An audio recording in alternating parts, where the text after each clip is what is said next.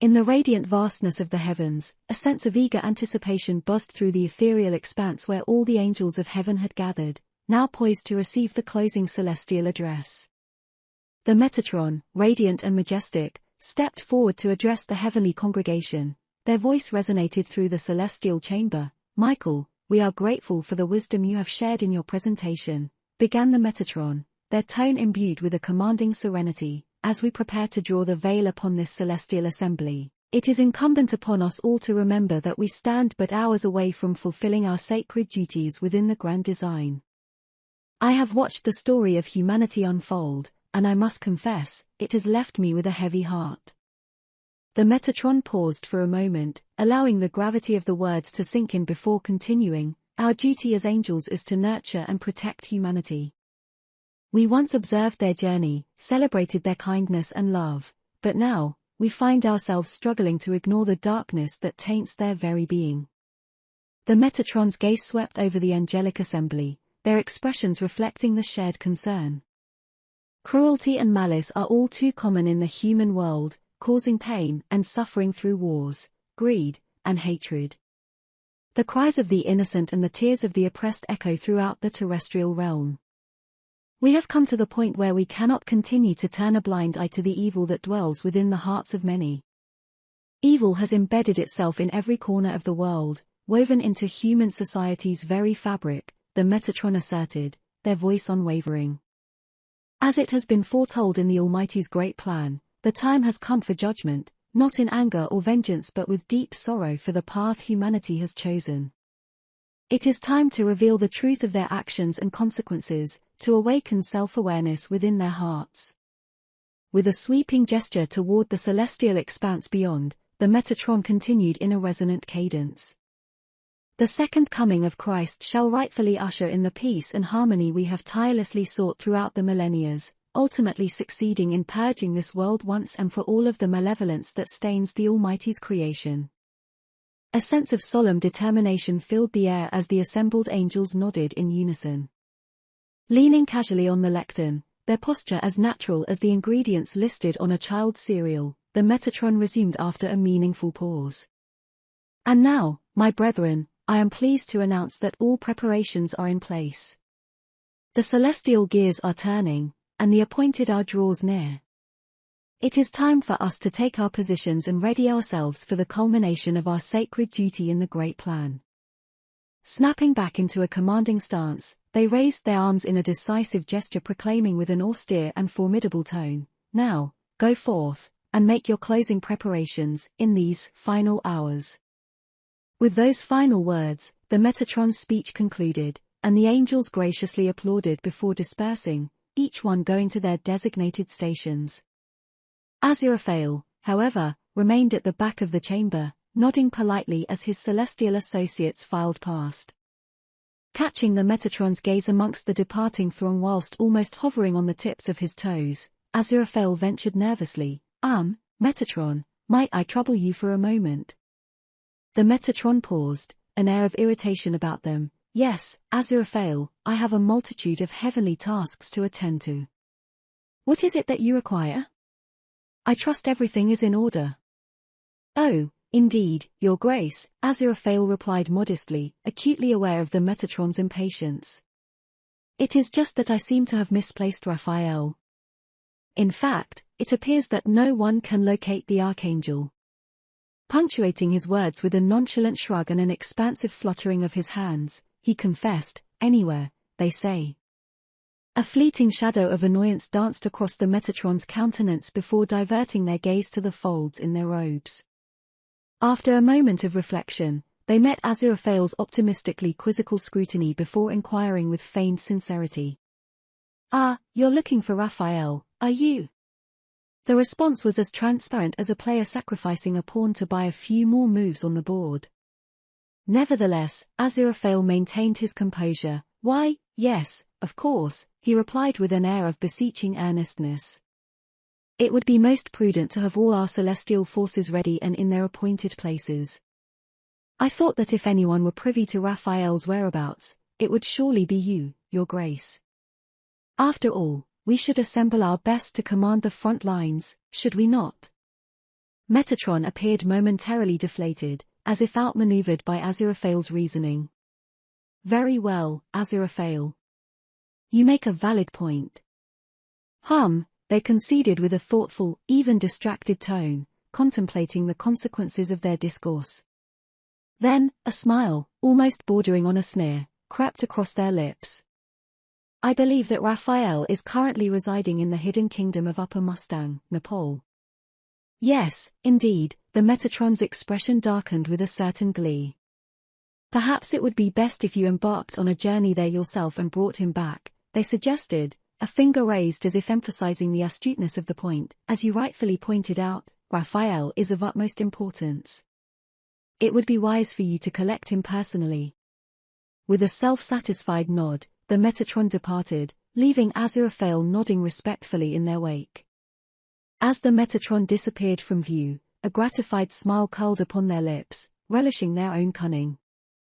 With hope swelling in his heart, Aziraphale nearly jumped with triumph at the news. However, a sudden realization cast a heavy shadow over him once more. The clock was ticking relentlessly toward the onset of the second coming, and every passing moment was precious. Restlessly pacing, he pressed his fingers to his lips, his expression darkening and mind whirring with thoughts of how in the heavenly realms could he possibly manage a journey to Nepal and back in time. His thoughts swirled in a tempestuous frenzy as he swiftly made his way back to his office. With everyone else deeply immersed in their own celestial tasks, he was confident that no one would notice any divine activities at this critical juncture. He promptly opened a channel of communication with Muriel. Oh good, you're there, Aziraphale sighed with relief as he connected with Muriel. I believe I've found Raphael. Muriel beamed at the news. Oh, that's brilliant news, Aziraphale. But you see there's a hitch, he admitted anxiously, his expression growing troubled. Raphael is in Nepal, you see. I cannot fathom any conceivable way we can make the journey there and back in time. Perhaps, if I set out immediately. As Aziraphale shared this troubling news, Muriel appeared deep in thought, before cutting in with a suggestion as an idea sprang to mind. Why don't you ask a messenger? If anyone came to the archives for up-to-date information that hadn't been filed yet, that's what I'd do. She shrugged earnestly. Although, the Metatron would probably become aware that you're looking for Raphael if you do. Aziraphale's face lit up with newfound hope. No need to fret, Muriel, that is truly a brilliant idea, thank you. It is the Metatron whom I obtained the information from, so it won't raise suspicion if they discover that I've sent an emissary. Muriel seemed taken aback by the revelation, but Aziraphale reassured her, time is of the essence, offering a conciliatory shrug. With unwavering determination, he continued, I shall ask the Seraphim to fetch Raphael. Call Crowley immediately and inform him of the situation. You'll find a number taped under the telephone.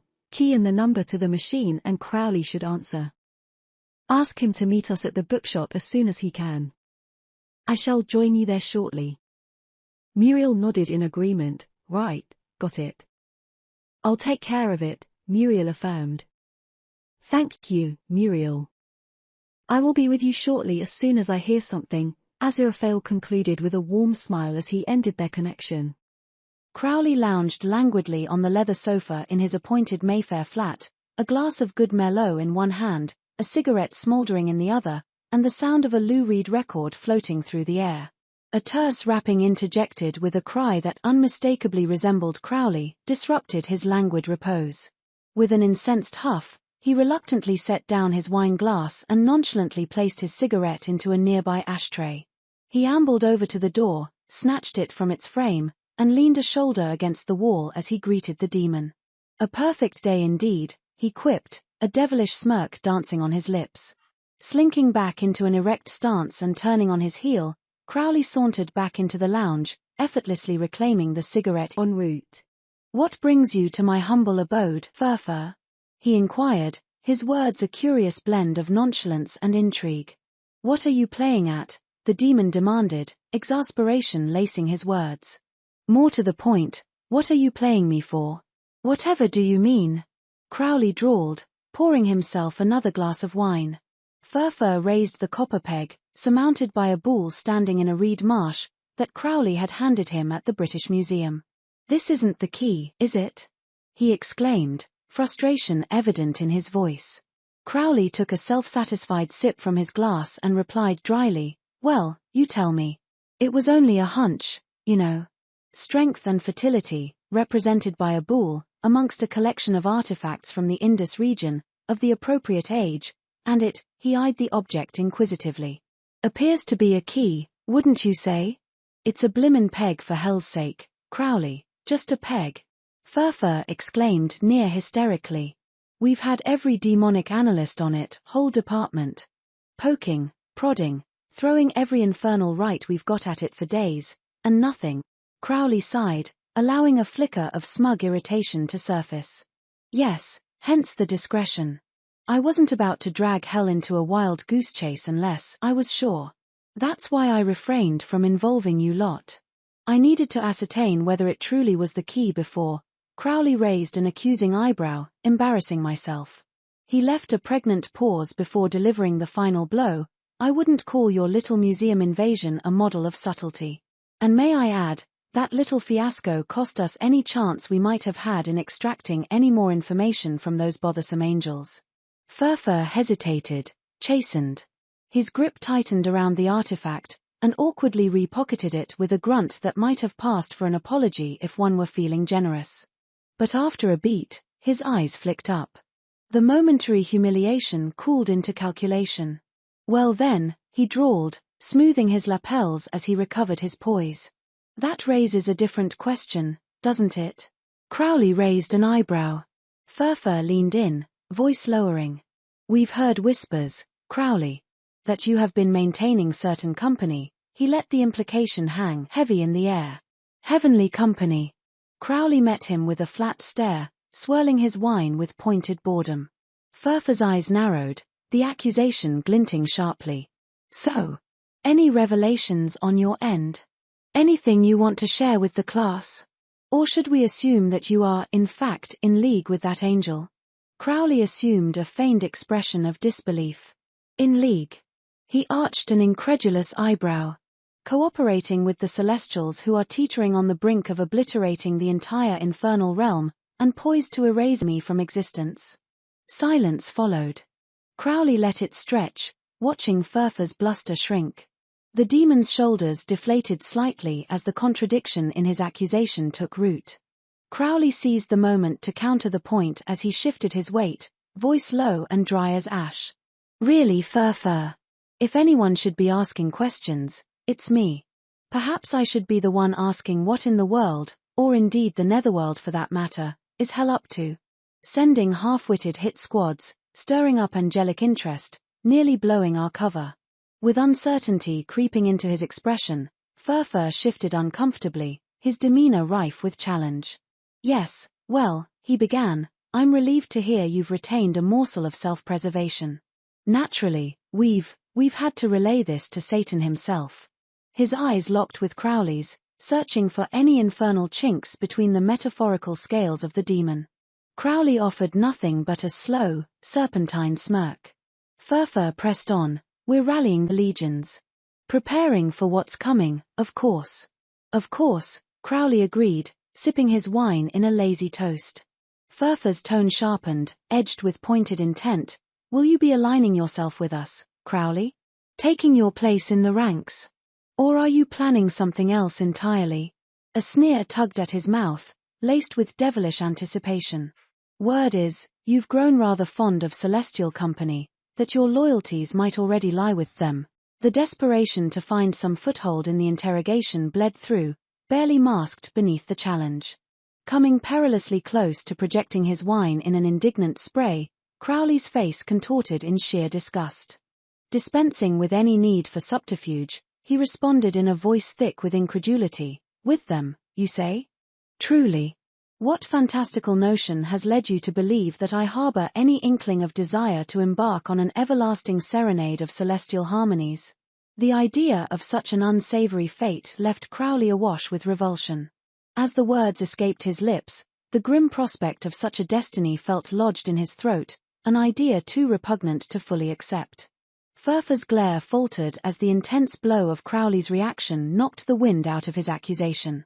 He glanced away, jaw tightening as he recalibrated. With a touch less venom and a flicker of weariness, he returned to the point. Then, what is your plan, Crowley? The question slipped out with a mix of frustration and reluctant concession, a final attempt to prise any true intentions lingering beneath the surface. Are you returning with me?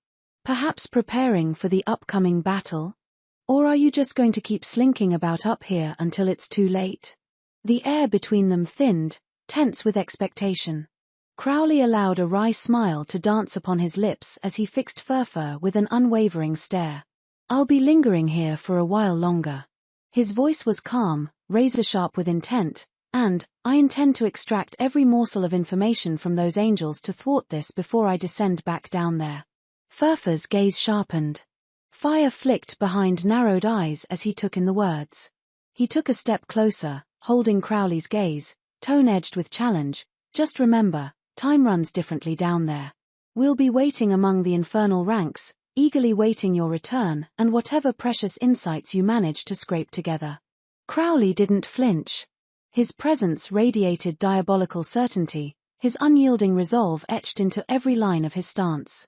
Furfur gave a stiff nod, more warning than agreement.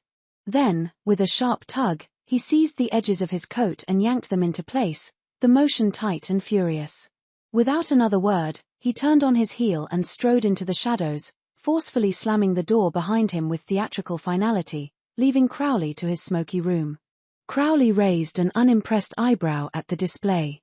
Before he could reflect further on Furfur's flair for dramatic exits, or delve any deeper into the recent conversation that preceded it, the telephone rang with its annoying shrill. Blast it, what now? Crowley muttered under his breath, casting a disgruntled glance at the infernal device. With an exasperated sigh, he sauntered over and plucked the receiver from its cradle, grumbling, "Who in hell's name is calling me?" As he held the phone to his ear, he heard a voice on the other end, one that was unmistakably angelic, though perhaps a tad nervous. Crowley rolled his eyes, though he couldn't help but smirk. Well, is Aziraphale teaching you to use the telephone now? Leaning casually against the console table, a shadow of concern passed over Crowley's face as he listened intently to Muriel's account of what Aziraphale had disclosed. I'm on my way, he snapped as he abruptly hung up the phone, not bothering with formalities or goodbyes. With a swiftness that defied his demonic nature, he darted for the door, snatching up his jacket and sunglasses as he went. Meanwhile, as Aziraphale sat in his celestial office, the weight of the situation pressed upon him. With a heavy heart, he gently released the communication channel with the seraphim, the words of their conversation echoing in his mind. Transfixed by the revelations and consequences revealed in those few minutes, he lingered as a phantom in the ethereal sanctum. He eased himself backwards into the chair, and softly closed his eyes to shield himself from the overwhelming brilliance of the heavenly space that appeared to twirl around him like a nightmarish fairground scene. A shiver coursed through him, and a chilling, queasy feeling of dread began to churn in the pit of his stomach. He steadied his breath, as he reached out for the edge of his desk with trembling fingers, and with a profound, heavy sigh, he mustered the will to force himself to his feet. Regaining his composure, Aziraphale drew in a deep calming breath and centered himself to quell the rising panic within. He knew he had to reach Crowley and Muriel without delay, and so with a steely determination, he left his office and headed back out into the ethereal halls. Concealing the turmoil that raged beneath the surface, he moved gracefully among his celestial acquaintances, and set forth toward the bookshop.